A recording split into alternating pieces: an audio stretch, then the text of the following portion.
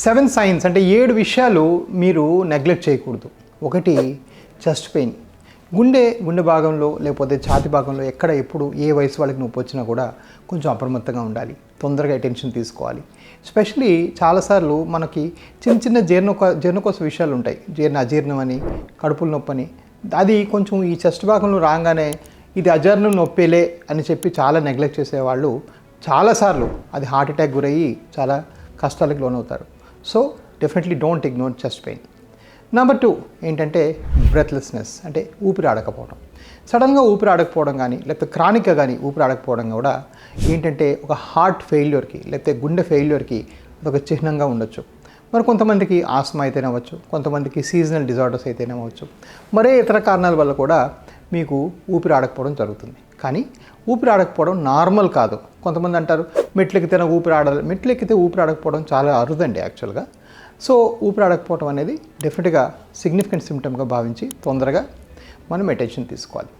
Number 3 any sudden weakness, అంటే ఎక్కడైనా సడన్గా వీక్ అనిపించడం, అంటే కాలు వీక్ అనిపించడం, చేయి వీక్ అనిపించడం, ఏదైనా అవయవం వీక్ అనిపించడం, ఇవన్నీ కూడాను స్ట్రోక్కి చిహ్నంగా ఉండొచ్చు.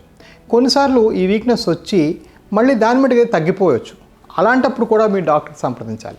అది రివర్సిబుల్ ఇస్కెమిక్ న్యూరలాజికల్ డెఫిసిట్ అంటాం. అంటే అలాంటప్పుడు కొంచెం రివర్స్ అయ్యి మళ్ళీ నెక్స్ట్ టైము అంటే అది యాక్చువల్గా మన బాడీ ఒక ఇండికేషన్ ఇస్తుంది, దీన్ని తొందరగా సాల్వ్ చేసుకో, వెంటనే డాక్టర్ని కలువు అని మీకు టైం ఇచ్చింది. సో ఎలాంటి వీక్నెస్ వచ్చి కంటిన్యూ అయినా వచ్చి వెళ్ళిపోయినా మీరు అర్జెంటుగా డాక్టర్ని సంప్రదించడం చాలా అవసరం. నెంబర్ 4 ఏంటంటే bleeding.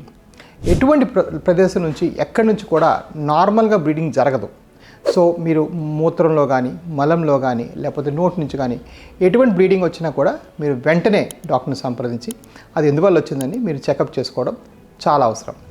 Number 5 unexplained weight loss.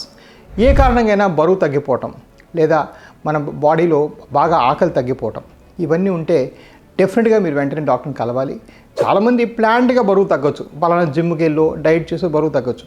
What I mean is unplanned weight loss, అంటే మనం ప్లాన్ చేయని వెయిట్ లాస్ ఎవరినైతే మాత్రం డెఫినెట్గా అది క్యాన్సర్కి చిహ్నంగా భావించి వెంటనే డాక్టర్ని కలవడం చాలా అవసరం.